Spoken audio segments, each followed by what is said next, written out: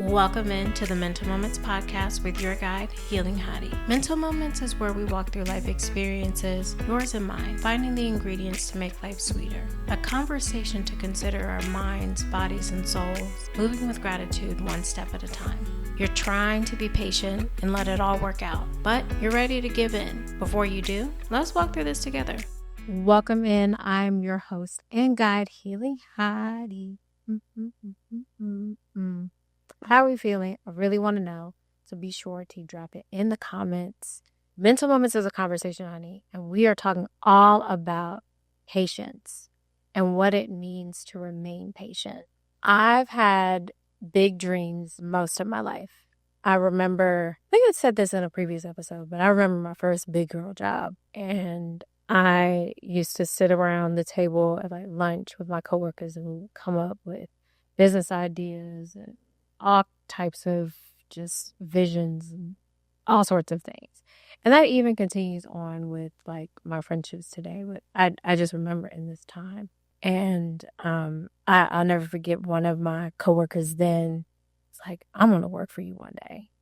And just hearing that, that's always stuck with me in my mind. I'm like, man, could I really grow to someone who could be a leader in that way?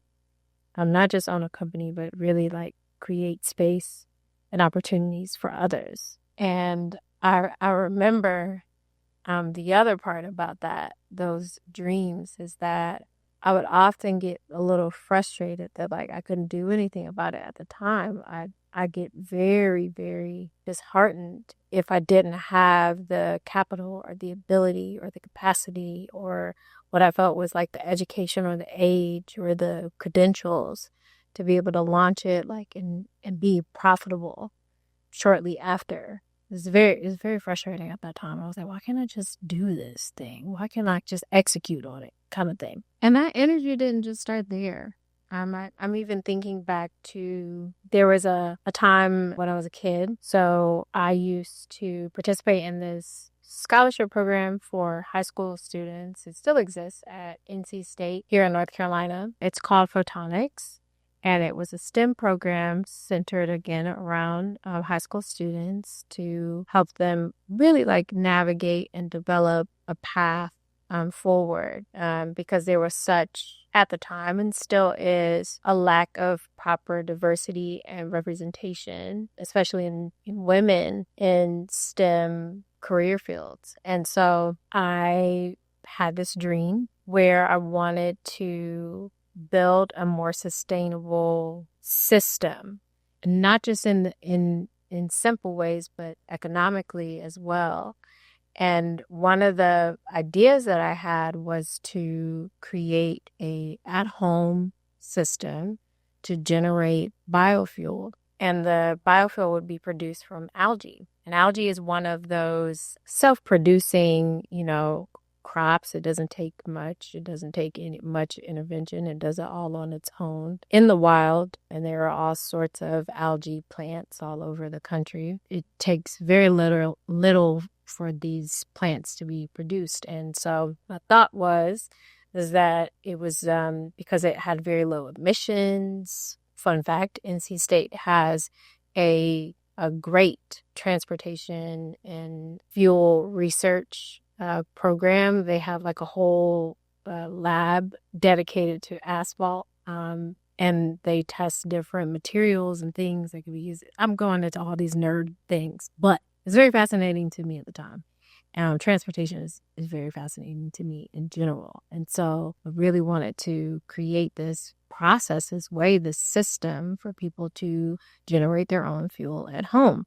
And so I developed this prototype, and I had all the schematics and all of the outlines and details and all the things that I wanted to include. And I'm not very electrically savvy, and so that was my only kind of hang up from actually getting this prototype running.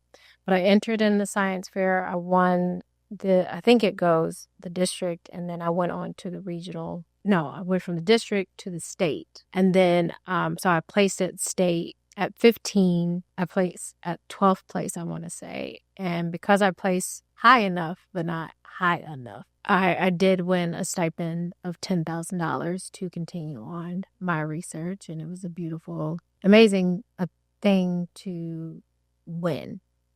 But I didn't have the vision or the technical skills in order to actualize this thing.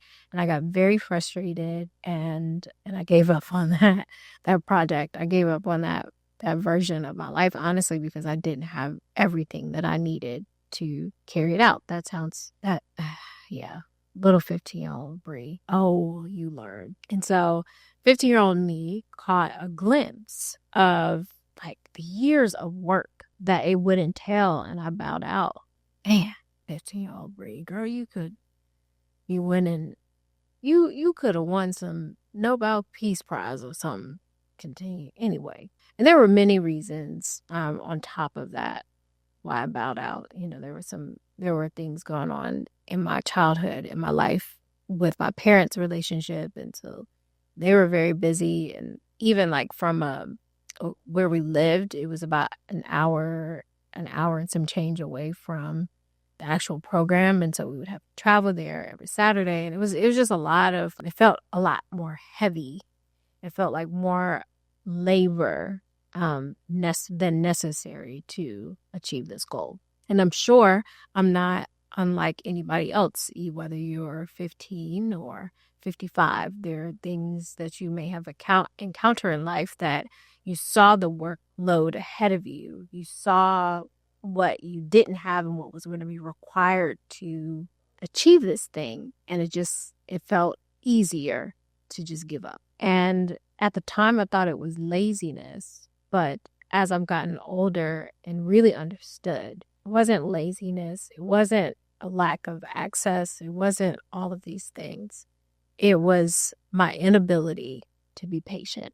Patience can feel like a real lack of control. Having to pour out effort without certainty that what you're pouring out will not result in failure, will not open you up to too much risk. It was overwhelming. Sometimes it still is. And I was not the risk taker that I am at 15. And I mean, I'm 15. I was a kid. But that 15-year-old would be scared of the woman I became because I had to learn to take, some risks. I had to learn how to navigate and shift and change, right? But I didn't have that in me. I didn't have that courage muscle that we've talked about in me just yet. And when you don't feel brave, you don't feel courageous, you don't feel like you have all the things, control can feel like a sense of security. Saying, no, I'm not going to pursue this thing. At least I'm in control of that. At least I am certain that I'm not going to see this go any further. I'm not going to see it into what I would deem a failure. But in order to have real control, we would have to live in a reality where we were equipped for everything and know and be able to consider and account for every single thing. And we never will. We never can. And so as this energy carried on from teenager and in my 20s, and though I wasn't a risk taker, I did feel the calling to reevaluate whether or not whatever it is that I wanted in life would be worth being patient enough just to see where this goes, and maybe not be happy about, but receive whatever came out on the other side. And that really began, in the conversations that I've had about being married, and the conversations that I've had about past businesses that I've owned. It really came to the forefront as those things came to a close of okay, well, I saw this through. I tried that and it didn't work out the way I hoped. What else could I potentially have the patience enough further, longer to allow to work out as it's supposed to? And then as I began to think about patience as it relates to the relationships with people, I started to understand that patience does not require judgment of whether or not someone is worthy of it. And this became really important as I began dating. Whether or not somebody was deserving of my patience or not, I quickly realized had nothing to do with them. And that could be hard to understand and wrap your mind around, right? But like, if my patience is so contingent on like the right conditions, am I really patient, right? Can I call myself a patient person? Can I say that I truly understand how to be patient if it's got all these contingencies? And I quickly understood that my willingness to be patient had nothing to do with them, because they could be doing all the right things. But if I just did not have the interest in seeing things through, that would drive my decision alone. And yes, there are outside factors that can play into the decisions that you make, but at the end, the decision is yours and yours alone. If you decide that, your patience has, held you in a space of waiting for so long, then so be it. But it can't be shifted and tailored just because of, someone or what they're doing and what they're not doing. It's really got to be your decision. And it's a decision to wait on the results or to pull your effort entirely. There's nothing wrong with being patient for a period of time to the point where you decide, okay, now I have to do something different. I have to do something that's in the best interest of, what I have going on in my life, what I want to have going on in my life. And so there's nothing wrong with reaching a space of done. But when we really think about patience, like it just has to be a decision. It has to be a process with grace. It has to be a process of learning and understanding. It has to be a process that no matter how negative the situation is, like whatever your, decision is at the end of the day, it is one rooted in peace. And patience, because you're in a process of waiting, know that it doesn't mean that you're not doing anything. It's a process of waiting for the outcome, but it's not an idle process. It is a real opportunity to continue nurturing the different aspects of your life while you wait on the results, while you just work through, while you love through. And I think about patience a lot as it happens in relationship, but really where patience was honed for me is with my relationship with God.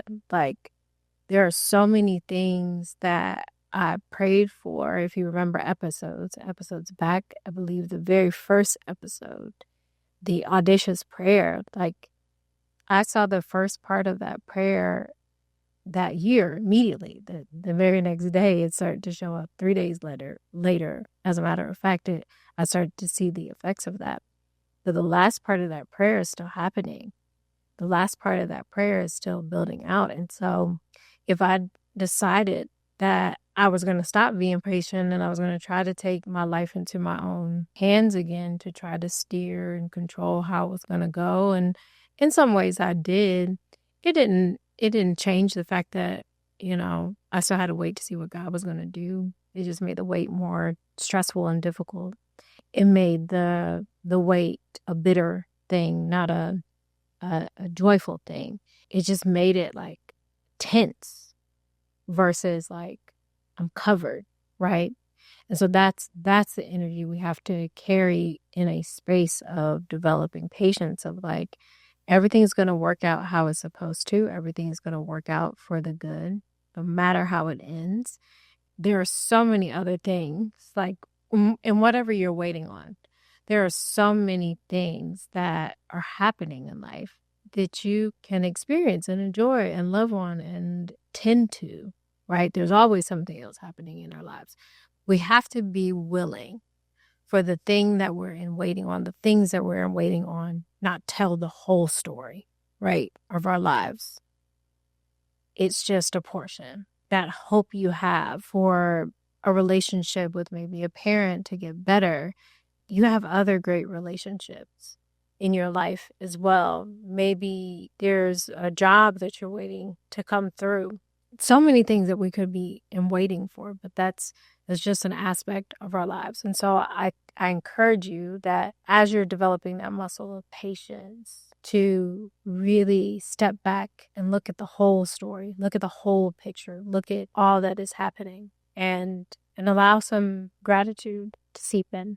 So really, truly, If you want to think about times where you need to be patient, just think of it as baking a cake. You've got to put in the right ingredients. You can do all that you can do. You can mix it in a bowl. You can put it in a nice pan, but you have to put it in the oven. You have to allow for it to cook. And if you're going to keep opening and poking and prodding and manipulating it, it doesn't have the opportunity to develop into all that it could be. So there are times for you to act, but there are times for you to just wait and be, and that's okay too. Being patient can be very challenging, especially when you want it to come out a certain way, but it doesn't have to be overwhelming. It's an opportunity to allow for understanding that this is a space and time for things to develop in proper time. And when it is time to directly act, to make a decision, to adjust, it gives you a great opportunity to make the best possible decision with all the knowledge that's necessary for the moment. That is all I have today. And this is the close of season 1 of Mental Moments, one of many seasons of Mental Moments, the podcast. And I am super, super proud of myself. I'm so grateful for each and every one of you that has tuned in and listened. So we are going to take a little week hiatus. We're going to take a little break. We'll be right back with season 2. I encourage you to go back and listen to each of the 12 episodes. Reflect on what you've taken from it. Give me some feedback for what you would like to see in the next season, because remember, this is a conversation. So be sure to follow us on Instagram at Mental Moments and Healing Hotties so we can keep this conversation going, especially over our break. And I pray what took me 12 steps takes you 3. Keep building a life you will be proud of, no matter how long it takes. Until next time.